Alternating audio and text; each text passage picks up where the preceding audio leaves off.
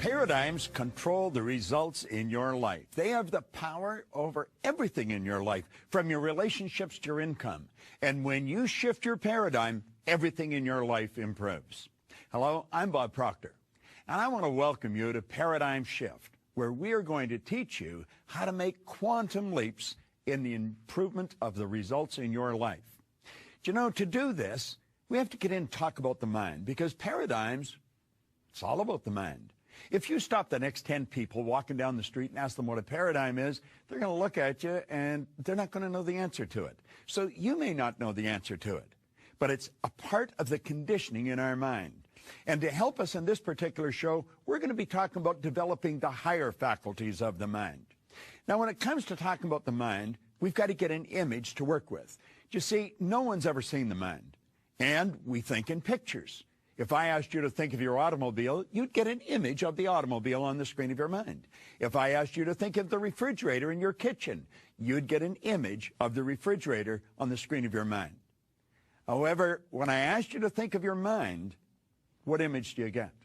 You see, most people don't have an image. And unfortunately, when there's no image, there's confusion. When there's confusion, we immediately start thinking of something else. And that's precisely why most people stay stuck. You see, our mind controls our results, and it's our results that we want to change. And if we're going to change the results, we're going to have to change what's going on inside.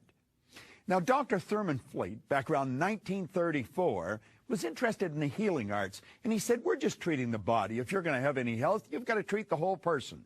So he originated this image of the mind. I've been using it now for 38 years. I have shared this image with people all over the world, and I have been focusing on helping people improve their income.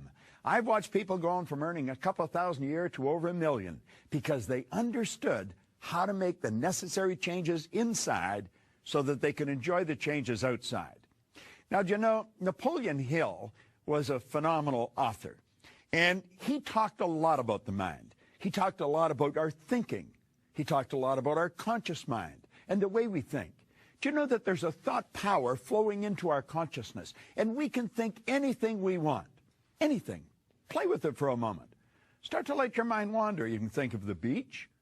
You can think of a lake. You can think of fishing. You can think of golfing. You can think of playing with a child. Just like that, you can change your thoughts and your consciousness. But you know something? That doesn't necessarily change your behavior. You see, your thoughts are in the top half. That's what we refer to as the conscious mind. The subconscious is what's controlling the behavior of your body. It controls every action you're involved in. Now, your actions control your results. In Napoleon Hill's book, he said an educated person is not necessarily a person with an abundance of general or specialized knowledge. He said an educated person is a person who has so developed the faculties of their mind that they can acquire anything they want or its equivalent without violating the rights of others. Do you know, I was doing a seminar for 2,000 school teachers a number of years ago. I couldn't find one teacher that could tell us what the faculties of our mind were. Now, if they didn't know what they were, they're sure not going to be able to teach us how to develop them. Do you know that we have mental faculties inside, and that's where all our power lies? And what we want to learn to do is develop those faculties. Now, let's come back to this little drawing. And we take a look at it, and I want you to take a look now at these little antennae that are sticking up from the part where the feelings are resident. Why do we feel the way we feel? We feel the way we feel because of the vibration we're in. See, feelings are a word that we invented to describe our conscious awareness of the vibration we're in. Now, we have sensory factors. We can see, hear, smell, taste, and touch. And do you know that you and I are conditioned to live through those sensory factors? We look at our bank account, and that tells us where we're at financially. We take a look at x-rays or listen to the doctor, and that tells us where we are physically insofar as our health is concerned. But does it really? Why do we do that? Well, we do it because we've been conditioned to do it. As a little child, we were told to listen to what I'm telling you. Well, you look at this. And then we went to school, and what did they do? They give us a sheet of paper that they called a report card. And on that report card were all the marks that we'd achieved on our last exam. And we started to let that report card dictate what kind of person we are. Does it really? Not at all. But that's the idea we're operating with, and that's the idea that's controlling many of our lives. You see, what the report card really did was tell you where your mind was at for a few minutes, maybe 3-4 weeks ago. It has absolutely nothing to do with your potential, and it has absolutely nothing to do with what you're capable of accomplishing in your life. Now, let's take a look at these higher faculties. We have reason, memory, perception, will, intuition, and imagination. And that's really what I want to talk to you about here on Paradigm Shift today. Because as we start to understand these faculties and how they work, we can literally start to take control over our life. Let's take a look at the reasoning factor. What do we do with the reasoning factor? We choose our thoughts. You see, there is a power that flows to and through us. And as that power is flowing into our consciousness, we can make anything out of it we want. That is really where all creation starts in our life. You can think anything you want. As a matter of fact, that's where your freedom comes in. You know, Viktor Frankl, a Viennese psychiatrist, a Jewish psychiatrist, that spent the war years in a camp, he said that while he was in that camp, regardless of the intellectual or physical abuse he was subjected to, no one could cause him to think something he didn't want to think. Our reasoning factor is the mental tool that we think with. Now, do you know, all the great leaders all down through history have all been in complete and unanimous agreement that we become what we think about. What do you think about? Do you want to know what you're thinking about most of the time? Take a look at the results you're getting. That'll tell you exactly what's going on inside. Do you know, the sad truth is most people don't think. I had the very good fortune of working with Earl Nightingale for 5 years. He was considered the dean of personal motivation. He was an incredible human being. He and Lloyd Conant really had an impact on my life. But Earl used to say if most people said what they were thinking, they would be speechless. Now, you may laugh at that, but think about it for a few minutes. Dr. Ken McFarland, he said 2% of the people think, 3% think they think, and 95% would actually rather die than think. Henry Ford one time pointed out that thinking is the hardest work there is, which is the probable reason so few people engage in it. Now you say, well, everybody thinks. No, the truth is hardly anyone thinks. Stand back and watch people's behavior. Just study their behavior. And you know something? You're going to quickly realize they'd never do what they were doing if they were thinking. Or listen to their conversation. They'd never say what they were saying if they were thinking. The truth is, most people don't think. Well, how do they function? Well, they've tricked themselves into believing that mental activity is thinking. They're just letting whatever's going on outside of them control what's going on inside. Now, that's rather sad, but it's true. Now, go to the next one, memory. Do you know the average individual wanders around their whole life saying, I've got a terrible memory, I've got a terrible memory. I remember one time I was working with Harry Lorraine.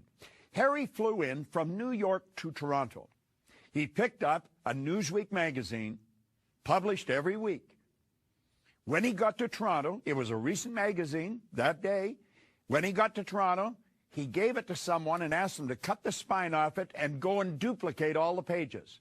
Now, on each page, he had taken the number of a page with black marker and big letters and rewritten the number of the page. There was around 3,000 people at that conference. Everyone was given a page.